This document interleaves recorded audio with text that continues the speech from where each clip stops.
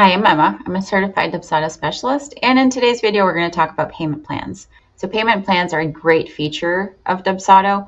It allows you to get paid in the way that works best for you and your clients. It allows you to send out reminders to clients. So yes, I'm all for payment plans. So in this video, we're going to learn how to create them, how to set them up. We'll talk a bit about autopay as well. So let's get started. So these are the payment plans that are already in Dubsado. So you have a 50/50, you have a pay in full, you have a fixed deposit where you take, a certain amount upfront and then the remaining amount in the next installment or subsequent installments, and then the 3 installment one. Okay, so how to create one? You can basically use one of these as a starting point, or you can create your own. Okay. And you can call this, 3 installments, and you can start adding, right? So you have the option of TBD, you have the option of fixed, and you have the option of relative. I always go with relative, but there are some instances where you can use these other ones, but I like to tie it to different parts of the client process, right? So for me, generally, I set a date after payment plan is applied to invoice, which is, in my case, it's right when I'm sending them the proposal. So that's their due date, is the day they receive their proposal. Some of you may want to do after contract signed. I would say this is probably the most popular one. The only thing is that if you are referencing your payment plan in your contract, that first installment will show up as exactly this, 0 days after contract signed by client. It won't have a date. Whereas if you choose payment plan applied to invoice, it can have a date, right? So it's up to you. Again, there's no right or wrong here. It's whatever works for you.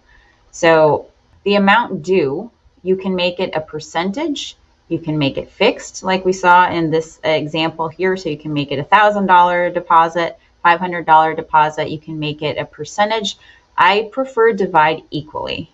And the reason for that is that if you make changes to your invoice, dividing equally, let's say someone paid the first installment, but then there were changes made to the invoice and you've talked to the client, you're all aligned, I don't know, it's a wedding and they said they were going to have 200 guests, but it's 250 guests.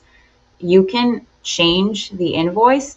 And if that first installment is paid, if you use equal payments and you added more, it will flow that to the rest of them. Whereas if you do with percentages, it doesn't work. Okay. So again, completely up to you. I just prefer it this way. And then you can add your reminders. So let's say 0 days before due date is the due date. And you have the default email here, or you can scroll down and use like the due today one, which is in your account. Okay, so let's say you want to remind them the day the invoice is due. You can remind them before as well. So you can say 2 days before their due date. And over here, if you scroll down, there's one that says upcoming payments. You can add that one. And then let's say you want to send them a reminder if they're late. So let's say 3 days after the due date is what you need to make sure. And then scroll down and find one that says past due. Okay.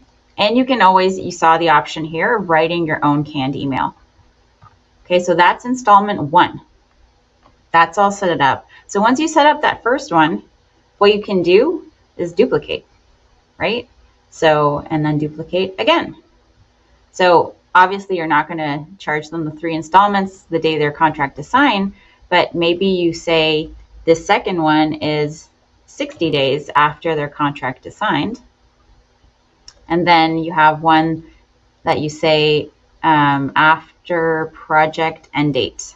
So if you use project end date or project start date, you need to define those inside of the project. So let's step out for a second and show you how to do that. So to define the project start date and end date, you can do it in a lot of ways. You can set it in the lead capture form where you ask them project start and project end. But if you want to control that and you don't want clients to decide so that, let's say you're not double booked or something like that, what you can do is set it yourself, okay? So let's say this person is starting on April 3rd and it's a week-long something, event, all day. So the show me as available or show me as busy. If you're using the Dubsado scheduler, just keep in mind that if you mark yourself as busy, no one can book time with you during that week. Okay? So, and for some of you, that's what you want. You want to be, you don't want anyone to be able to book time with you. You're completely dedicated to this project for this week. But for some of you, it doesn't mean that you're completely unavailable. So I would say mark yourself as available, and maybe, block off times where you don't want to be available because you're working on this project. It's all up to you, but this is how you would set a project start date and then an end date, okay? The last thing about payment plans is that now you have the option to decide when autopay is applicable. So you can choose which payment plans in your list have autopay, which ones don't, which ones are optional. So to do that, you're basically going to go here and click override. So the autopay settings for this entire brand are optional, and that's done under settings. You can set an autopay option for your entire brand. But if you decided that for this particular one, it's not optional, it's required, you can force it for this particular payment plan, okay? And click override. So what you need to know is that PayPal and ACH won't work for autopay. So just keep that in mind. Like maybe you're going to lose a lot of people because it's required and most of your clients use PayPal. So in that case, make it optional, or you can disable it completely. It's up to you. It's what works best for your business. So, but you do have the option to set autopay specifically for different payment plans. In another video, what I'll do is I'll go through invoices and how you would apply packages, payment plans, all these things to create invoices and send them out to your clients. So I'll see you next time.